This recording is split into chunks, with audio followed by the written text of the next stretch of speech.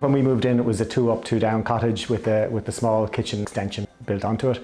We decided then, after 4 years of living here, to totally renovate the house. And this house was my granny's house. So my dad and all his siblings grew up here. It's lovely to kind of bring new life into this house. There's something wonderful about renovating old homes because, you know, they're here already.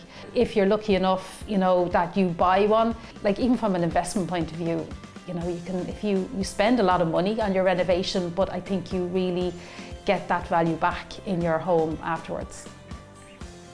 Obviously we wanted to renovate the house, and the debate would have been do little bits, you know, small bit at a time, or do a big renovation job. So we decided to go for the big renovation job and renovate it and extend it at the same time. Of course that meant moving out for the duration, but you know, we did that, and it was worth it. In the long run, it was worth it to get everything done at the one time.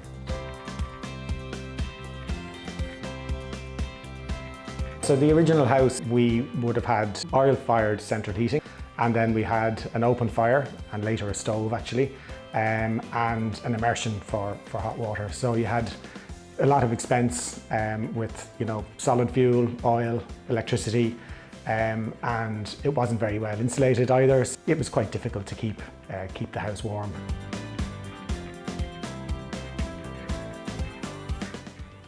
Everything is on the air to water. The water is constantly warm to hot. We have underfloor heating downstairs, and then upstairs we have radiators. It's very stable, so it's just the same temperature all year. The summer it obviously doesn't really come on. You don't notice it so much, but in the winter it's a kind of a constant 21, 22 degrees downstairs, regardless of the weather outside or the temperature outside. So it's just that lovely, stable temperature all the time. And you don't get pockets of heat like you do with radiators, you know, so it's a nice, stable temperature all around the house, you know. It's that lovely feeling of, it doesn't matter what the weather is like outside or the outside temperature, because it doesn't impact us at all.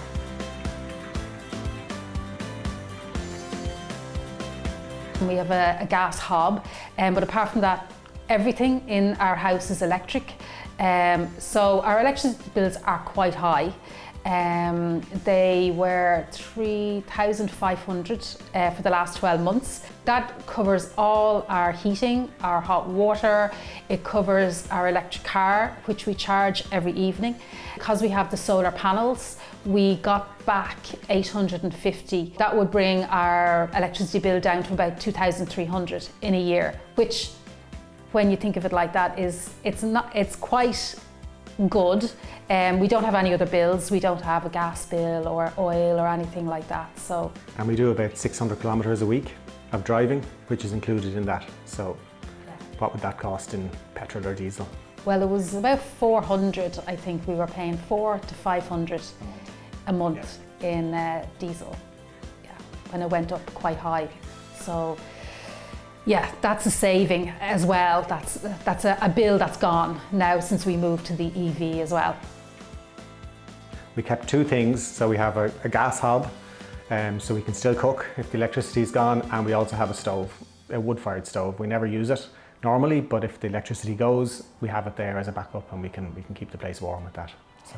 One thing we noticed with the stove is if you light it just because it's cold outside and it's snowing and you want that lovely cozy feeling, it actually interferes with the underfloor heating. It's because the thermostat is picking up a higher temperature in the room, and that means for maybe 24 hours you're not going to have any underfloor heating.